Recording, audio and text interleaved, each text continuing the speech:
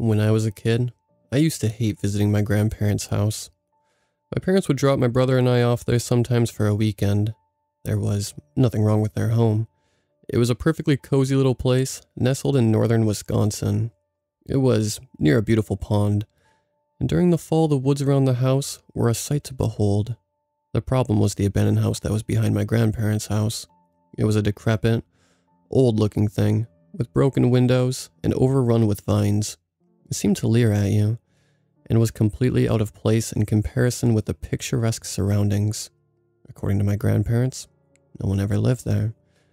At least not since they moved into their home. Worst of all, the window in the room my brother and I shared faced directly at the house. Every night when we would go to sleep, I would always try my best not to stare out the window, and if I ever did, and I caught a glimpse of the house, I was guaranteed to have nightmares that night. My older brother, who was 3 years older than me, would sometimes try to scare me, saying there was someone in the house looking up at our window. It was my brother who named it the backyard house. "Watch out, Trev," my brother would sometimes say. "There's someone in the backyard house looking at our window." "Shut up, Mark," I would respond. "No, there isn't." "Oh, really? Then why don't you take a look?" And of course, I would look, and of course there would be no one there. But still the nightmares would come. Just the sight of the backyard house, especially at night, sent shivers down my spine.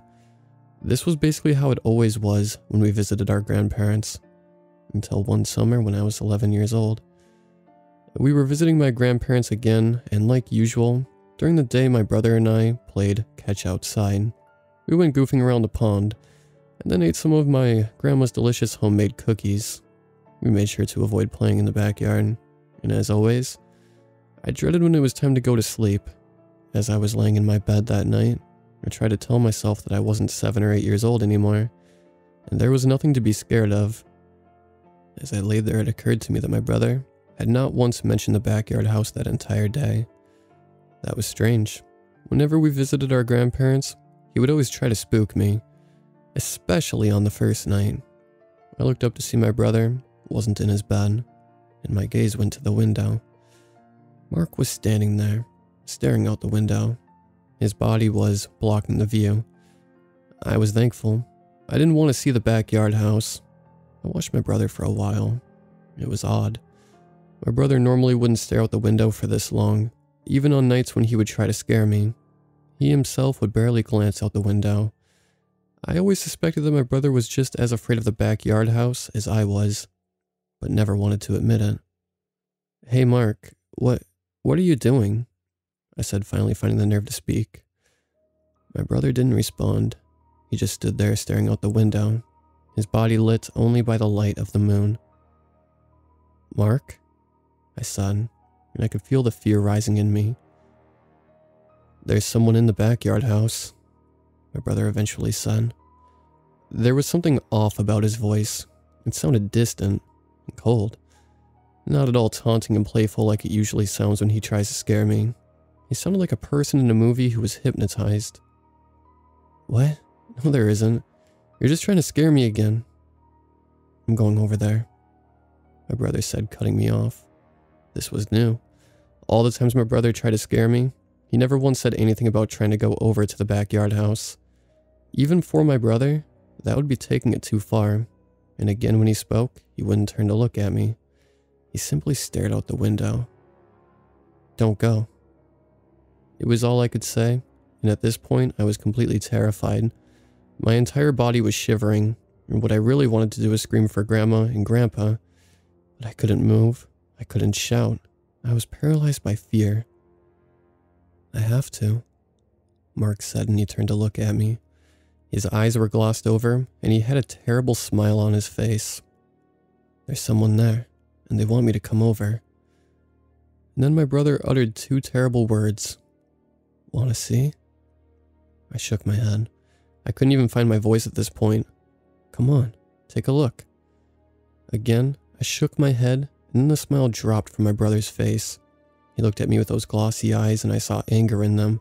I had never seen in my brother's eyes before, not even on days where I made him really mad. I said. Mark said with venom in every word, "Take a look." His words cut through me, and I found myself getting out of my bed. It was like my legs were moving on their own. Every step towards the open window was a traumatizing moment. I wanted desperately to turn around and jump back in my bed and hide under the covers for the rest of eternity, but my legs continued to move. Finally, I reached the window and looked. At first, I didn't see anyone.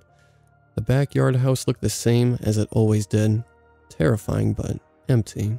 But then I saw movement in one of the windows, and out of that blackened void of a window, a figure appeared. It was an old woman, that much I could see. And then I noticed more, and I wish I hadn't looked. I wish I had stayed in my bed. The woman's face was all wrong. It was as if her skin was stretched too tight around her skull, and her skin was gray-looking and luminous, with black veins running all throughout. I could see her clearly in the dead of night. Her teeth were black and rotten, and filled a mouth that stretched too far, and she had a terrifying smile on her face. But it was her eyes that were the worst. They were wide and were looking directly at me. The old woman brought her hand up and extended her finger as if to beckon me over. But before she could finish the gesture, somehow I found the strength to look away. I crumpled onto the floor, my back to the wall. I put my head into my arms and began crying. "She's not real," I said. "Please, Mark, make her go away." "I'm going over there," Mark said in that distant and cold voice. I looked up at my brother and saw that he was already turning to go. I reached out and grabbed him. "No, Mark, don't," I said. "Please don't go. Don't leave me."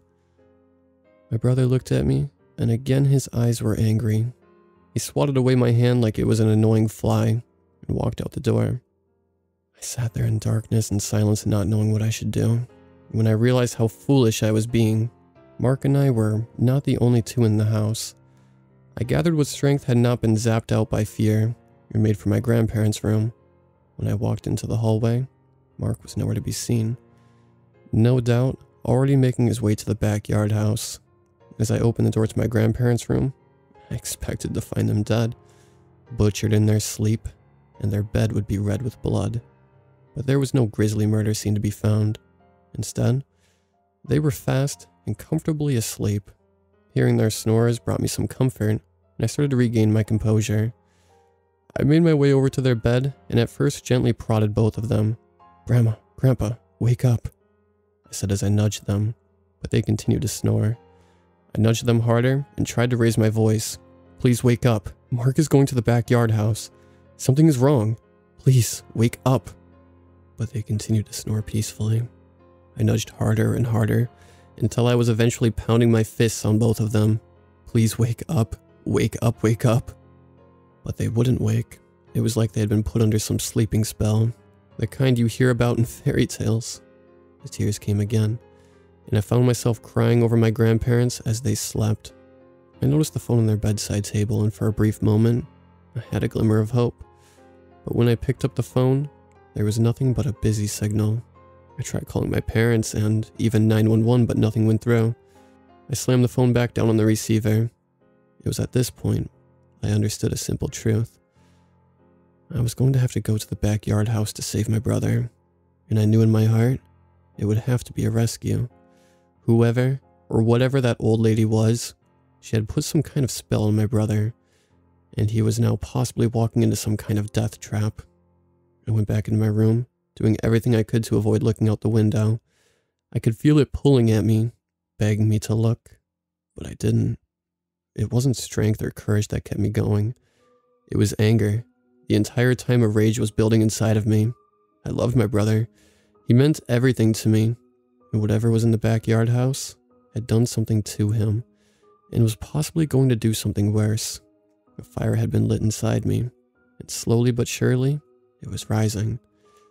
So instead of looking out that terrible window, I knelt down by my bed and found what I was looking for. My baseball bat. There's something about baseball bats, especially to an 11-year-old kid. They have a power to them.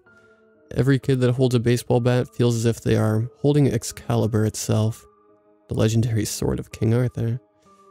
Is there any better feeling than when you manage to hit a homer? The sound of the bat cracking as it sends the ball flying. It wasn't a machine gun, but it would do just fine, I thought. I made my way out my room and headed downstairs. I turned and saw the back door was open. No doubt Mark had used it and left it open. I stepped out into the backyard. This was the closest I had ever been to the backyard house at this time of night. Mark and I never came to the backyard if we could avoid it, and certainly never came out there at night. Standing in the presence of the backyard house was mortifying. I felt as if the house was looking at me, the way a lion looks at a gazelle. I looked up at the window, where I saw the older woman earlier, but there was no one there. I didn't want to take the chance and wait for her to appear, so I took a deep breath and walked toward the house. I reached the back door and tried the handle, and was not surprised to find it unlocked. The door creaked open, and I found myself staring into an unassuming hallway. "Mark?" I said into the hallway. "Mark, are you in there?" But no answer came. I took a deep breath and stepped into the backyard house. Making my way down the hallway, I had this terrible feeling that I was being watched. But when I turned around, there was never anything there. Being in the backyard house made me feel sick. The wallpaper was old and peeling. There was dust and mold everywhere, and several times I heard the sound of small animals scurrying about, and everything about the house felt wrong. I noticed there were pictures on the walls hung up in broken and crooked frames. The faces of those in pictures were all scratched out. I reached what I assumed was the living room, but there was nothing there except old and worn out furniture. I was at the front of the backyard house and looked outside the living room window. I had never seen the front yard of the backyard house before. The tree out front was dead and rotting. There was no car in the driveway, which was cracked and overrun with weeds. Then I heard laughter. It was coming from upstairs. I turned around and headed toward the stairs. The laughter came again, and it was definitely Mark laughing, but it was a strange, impish giggle. Not like any sound Mark had ever made before, but I knew my brother's voice. "Mark," I called up. "It's me, Trev. Please, we have to get out of here." The only response was more laughter. I gripped my bat tightly and headed up the stairs, which themselves were old and creaky, and I felt I would fall through them at any moment. I let out a breath as I reached the top. I was looking down another hallway. There were no pictures hung up in this hallway. There was only one door at the very end, which was curious. When looking at the backyard house from the outside, there were multiple windows on the top level, so you would assume there were multiple rooms. And yet this hallway only contained one door. I heard more laughter coming from the other side of it. I made my way down the hallway, and as I did, I had the feeling that the hallway was being distorted somehow. The walls seemed to vibrate. It was like I was walking into one of those fun houses at the local fair. After what felt like an excruciating long walk, I heard the door and took a deep breath and opened it. I was staring into a large room that held no furniture. There was only one window. The window that faced the room my brother and I slept in. My brother was sitting in the center of the room laughing uncontrollably, but it was his face that broke my heart. He might have been laughing, but his face was in complete anguish. His eyes were no longer glossy. They were red, and tears poured from them. Standing behind my brother was the old woman. She had her hand clamped on top of his head, her fingers digging into his skull. She looked at me with those terrible eyes and smiled that god-awful smile. "Look who's come to play," the old woman said in a voice that sounded like nails on a chalkboard. "Look who's come to play." She twisted her fingers onto my brother's skull, and he let out more terrified laughter. "Let my brother go," I said as bravely as I could. I pointed the bat at her. "Let him go now." "Don't you want to play with us?" the old woman said, and again she dug her fingers into my brother's skull, resulting in more terrified laughter. I couldn't take it anymore. My brother was always stronger than me, braver than me. He was my older brother. Seeing him reduced to this, the fire inside of me was raging at this point. Fear gave way to rage as I let out a scream and rushed at the old woman. I swung the bat directly at her head, but she caught it with her free hand. She held the end of the bat firmly in her grip. Despite how frail and dead she looked, she was quite strong. A look passed on her face as she finally understood what I was trying to do. "Naughty boy," she screeched, "trying to disrupt my playtime. She tossed myself and the bat effortlessly, and I crashed into the wall. The bat had rolled away from me. I attempted to reach for it when I felt something heavy land on me. I looked up to see that terrible face staring at me, the old woman who had a hand on my back and was pressing me down. I desperately tried to get up, but I couldn't move. The weight was unbearable. I felt like I had an entire bookshelf on top of me, not the frail hand of an old woman. "You'll pay for disrupting my playtime," the old woman said. She spit black tar on the floorboard next to me. "Shut up," I yelled. "You'll pay for what you did to Mark." The old woman laughed an insane laugh in response and pressed harder down on my back. I screamed in pain. "Foolish, terrible boy," the old woman said. "I'll devour your soul." "Please, please," I cried. "Please stop. Please stop. Please stop." The old woman screeched mockingly. "Oh, does it hurt? Does it hurt?" She pressed down harder. "Hey, old hag," a voice rang out. In her attempt to pin me down, the old woman had left my brother, finally taking her fingers off his skull. I used what strength was left in me and looked up to see my brother holding the baseball bat. "Get away from my little brother," Mark said. Then he swung the bat directly at the old woman's skull. This time she wasn't fast enough to catch it, and the bat made direct contact with her head. There was a sickening crunching sound, and the woman took her hand off my back and fell backwards. She made a terrible wailing noise and held her hand to her face, which was now oozing black blood. I staggered to my feet. "You terrible, loathsome child," the old woman yelled at Mark. "How dare you?" She lunged at Mark like a rabid animal. At the same time, I rushed at her, knocking her with my body. I felt her hand rake my back, and her nails cut me like razors. The impact was just enough to make her stumble and lose balance. Her hands weren't in a position to catch the bat now, and Mark took another swing. He hit her head again, and this time her skull exploded open with a sickening crunch. Black ooze sprayed everywhere, and her body flailed around like a headless chicken before collapsing. Mark helped me to my feet. "You're back," Mark said, noticing the cuts. "I'm okay," I said, wincing in pain. "Thanks," Mark said sheepishly, "for coming to get me. I don't know what happened." "No problem," I said. "And now everyone will know that you were saved by your little brother." "Shut up," Mark said, and a grin touched his face. "I saved you too." "Okay," I said as a grin touched my own face. "We'll call it even." We both looked at the body on the ground. Already it was decomposing incredibly fast, the flesh oozing away from the bone, which was melting into a pile of dark mush. "What was she?" Mark asked. I didn't have time to respond. Suddenly the room started shaking, and bits of the ceiling started coming down, and parts of the floorboards started caving in. "The whole place is coming down," Mark said. "Come on, let's go." I swung my arm around Mark's shoulder, and we made our way out of the house. I didn't think we would make it at first. It felt like those nightmares where you were trying to run away, but your legs keep sinking into the ground. When we pushed open the back door, and I felt the fresh night air, I breathed a sigh of relief. Behind us, the backyard house had completely collapsed. My brother and I stared at the rubble of the house that terrified us for so many years, and then I felt myself slipping and darkness took me. When I opened my eyes, it was morning, and I was in my bed. At first, I was in that haze that people normally feel when they wake up from a dream, where they don't quite remember the night before, and then it hit me like a ton of bricks, and I sat up gasping. A reassuring hand touched my shoulder, and I looked up to see my brother Mark. "Take it easy, champ," Mark said. "Everything's okay." I breathed a sigh of relief. I noticed I wasn't in pain. I ran a hand down my back and didn't feel any wounds.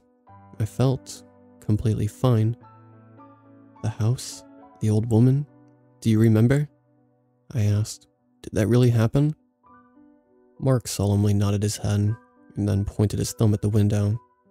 "You're going to want to see this," he said. I got up and walked over to the window. What I saw astonished me. I had expected to see the rubble of what was once the backyard house, only there was no rubble. There was nothing at all. No sign that there had ever been a house there. "It's gone," I said. "It's really gone." Then another thought struck me. Grandma and Grandpa? See for yourself, Mark said. He opened the bedroom door and we headed downstairs. Grandma and Grandpa were in the kitchen eating breakfast. Well, Grandpa said, putting down the paper. Look who finally decided to wake up. You're just like your dad. He was a heavy sleeper too. Did you have a good sleep, Trevor? My grandma asked kindly. I got pancakes coming right up. You're both feeling fine? I asked. My grandparents looked at each other, as if I had asked the strangest question. Sure. My grandpa chuckled. Of course we are, sport. Why wouldn't we be? Mark and I sat down as Grandma brought us our pancakes. We wolfed them down. Say, Gramps, Mark asked, did you notice anything strange about the house out back? My grandpa said, raising an eyebrow. What are you talking about, Mark? The house behind your house? You know, the one Trev and I call the backyard house? And again, my grandparents looked at each other as if they were hearing the strangest thing. Mark, my grandpa said, you know as well as I do that there's no house back there. There never has been. Oh, right, Mark said. Now it was my grandmother who raised an eyebrow. Are you boys feeling okay? My brother and I looked at each other, knowing the worst was behind us. That the backyard house and its one occupant would never terrify us again. Never better, I said.